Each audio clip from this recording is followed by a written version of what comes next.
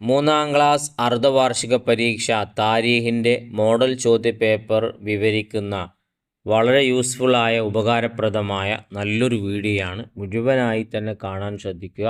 നല്ലൊരു മാർക്ക് നമുക്ക് ഇതിലൂടെ തന്നെ സ്കോർ ചെയ്യാൻ പറ്റും. ചോദ്യത്തിലേക്ക് വരുമ്പോൾ യോജിച്ചവ ചേർക്കാം എന്ന 6 ചോദ്യങ്ങളുണ്ട്.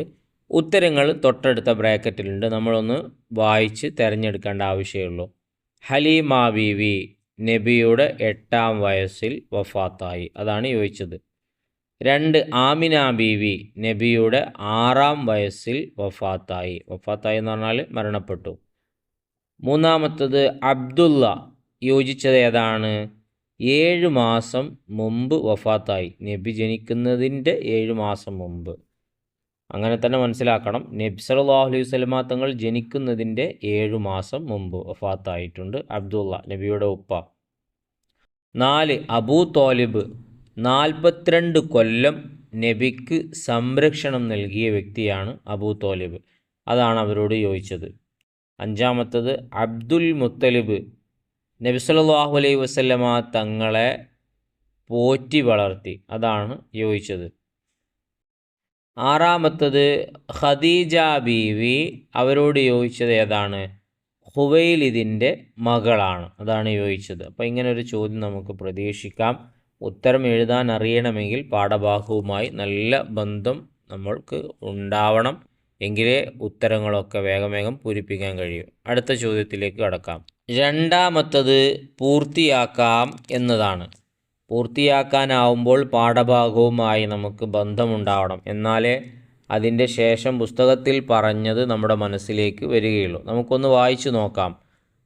സ്വർഗത്തിൽ നിന്നും ഇറക്കപ്പെട്ട പരിശുദ്ധ ശിലയാണ് ഹജറുൽ അസ്വദ് എന്നാണ് അതിൻ്റെ ശേഷം പാഠപുസ്തകത്തിൽ വന്നിട്ടുള്ളത്. 2. ഖദീജ ബീവിയുടെ സേവകൻ മൈസറത്തും ഉണ്ടായിരുന്നു. അതാണ്. 2. സ്നേഹവും കരുണയും വാത്സല്യവുമുള്ളവരായിരുന്നു അബൂ ത്വാലിബ്. 4. ഈ മരച്ചുവട്ടിൽ ഇരിക്കുന്നത് ഒരു നബി അല്ലാതെ മറ്റാരുമല്ല. ഇങ്ങനെയാണ് പൂർത്തിയാക്കേണ്ടത്. ഇനി അടുത്ത ചോദ്യത്തിലേക്ക് വരുമ്പോൾ ഉത്തരം എഴുതാം എന്നുള്ളതാണ്. വായിക്കുന്നതിന് മുമ്പ് ഇതുപോലെ മദ്രസ വിദ്യാർത്ഥികൾക്ക് ഉപകാരപ്രദമായ പരീക്ഷയുമായി ബന്ധപ്പെട്ട നല്ല നല്ല വീഡിയോകൾ ഇനിയും ചെയ്യാൻ ഞങ്ങൾക്കുള്ള പ്രചോദനവും പ്രോത്സാഹനവും നിങ്ങൾ തരുന്ന സബ്സ്ക്രൈബാണ്. ചെയ്യാത്തവരുണ്ടെങ്കിൽ ചെയ്ത് സഹായിക്കണമെന്ന് അഭ്യർത്ഥിക്കുകയാണ്. ലൈക്ക് ചെയ്യുക. കഷ്ടപ്പാടിന് നന്ദി സൂചകം അറിയിച്ചുകൊണ്ട് താങ്ക്സോ മറ്റോ കമൻറ്റിലൂടെ എഴുതി അറിയിക്കുകയും ചെയ്യുക. ഇൻഷാ അല്ലാഹ് എല്ലാവർക്കും വേണ്ടി പ്രത്യേകം ദുആ ചെയ്യും. വായിച്ചു നോക്കാം. നബി സല്ലല്ലാഹു അലൈഹി വസല്ലമ തങ്ങൾ വളർന്ന കാലത്തുണ്ടായിരുന്ന തിന്മകൾ ഏവ? നല്ല കാര്യങ്ങളല്ല, മോശപ്പെട്ട കാര്യങ്ങൾ ഏതൊക്കെയായിരുന്നു? അക്രമം, അനീതി, ബിംബാരാധന, മദ്യപാനം, ചൂതാട്ടം. ഇതെല്ലാം നബി സല്ലല്ലാഹു അലൈഹി വസല്ലമ തങ്ങൾ വളർന്ന കാലത്തുണ്ടായിരുന്ന തിന്മകളാണ്. 2. ഹജറുൽ അസ്വദ് കഅബയുടെ ഏതു മൂലയിലാണ്? കഅബയുടെ തെക്ക് കിഴക്ക് മൂലയിലാണ്. 3. നബി സല്ലല്ലാഹു അലൈഹി വസല്ലമ തങ്ങളെ കണ്ടപ്പോൾ ബഹീറ എന്ന ക്രിസ്തീയ പുരോഹിതൻ എന്തു പറഞ്ഞു? ഈ കുട്ടിയെ ശ്രദ്ധിക്കണം, യഹൂദികൾ അപായപ്പെടുത്താൻ സാധ്യതയുണ്ട്. ഇത് നബി സല്ലല്ലാഹു അലൈഹി വസല്ലമ തങ്ങളെ ബഹീറ കണ്ടപ്പോൾ പറഞ്ഞതാണ്. ശ്രദ്ധിക്കുക. 4. നബി സല്ലല്ലാഹു അലൈഹി വസല്ലമ തങ്ങളുടെ ജനന സമയം പേർഷ്യയിൽ ഉണ്ടായ അത്ഭുതങ്ങൾ എന്തെല്ലാം? പേർഷ്യൻ ചക്രവർത്തിയുടെ സിംഹാസനം തകർന്നു തരിപ്പണമായി. പേർഷ്യക്കാർ വർഷങ്ങളായി പൂജിച്ചു വന്നിരുന്ന അഗ്നികുണ്ഡം അണഞ്ഞുപോയി. സമാവ ചെരുവിൽ സമുദ്ര തുല്യമായ ജലപ്രവാഹം ഉണ്ടായി.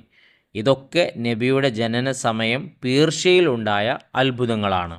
ഇനി 4. വേർതിരിക്കാം എന്ന ചോദ്യമാണ്. അതിന് ബ്രാക്കറ്റിൽ കൊടുത്തത് ആദ്യം വായിക്കാം.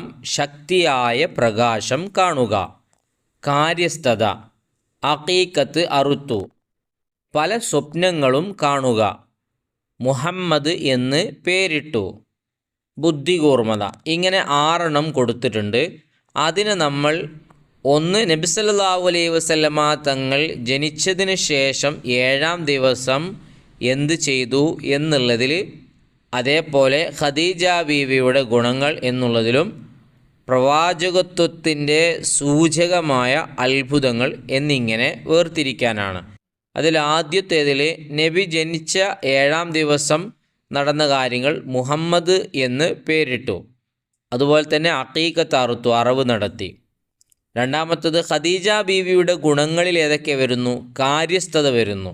കാര്യങ്ങളൊക്കെ നോക്കി ചെയ്യാനുള്ള പ്രത്യേകമായ കഴിവ് ഖദീജ ബീവിക്കുണ്ടല്ലോ. അതുപോലെ തന്നെ ബുദ്ധികൂർമ്മത, അപാര ബുദ്ധിശക്തിയായിരുന്നു. ഇനി പ്രവാചകത്വത്തിൻ്റെ സൂചകമായ അത്ഭുതങ്ങളിൽ ഏതൊക്കെ നമുക്ക് എഴുതാം? പല സ്വപ്നങ്ങളും കാണുക, അതും ശക്തിയായ പ്രകാശം കാണുക, അത് രണ്ടും അതിൽ ഉൾപ്പെട്ടതാണ്. അപ്പോൾ ഇതിൽ പറഞ്ഞ വിഷയങ്ങൾ ഒരു പ്രധാനപ്പെട്ട കാര്യമാണ്. ഇതൊക്കെ പഠിച്ചിട്ടുണ്ട് എന്നൊന്ന് ഉറപ്പുവരുത്തുക. ഇനി 5-മത്തത് പൂരിപ്പിക്കാം എന്നുള്ളതാണ്. അപ്പോൾ പൂരിപ്പിക്കാൻ അറിയണമെങ്കിൽ പാഠഭാഗങ്ങളൊക്കെ നമ്മൾ നന്നായി വായിച്ച് ഓർമ്മയിലുണ്ടായിരിക്കണം. അതിലൊന്ന്, ഖദീജ ബീവി ഡാഷ് വഫാത്താകുന്നത് വരെ നബി സല്ലല്ലാഹു അലൈഹി വസല്ലമ തങ്ങൾ മറ്റൊരു വിവാഹവും ചെയ്തിട്ടില്ല. അങ്ങനെയാണത് പൂരിപ്പിച്ചു പോകുന്നത്.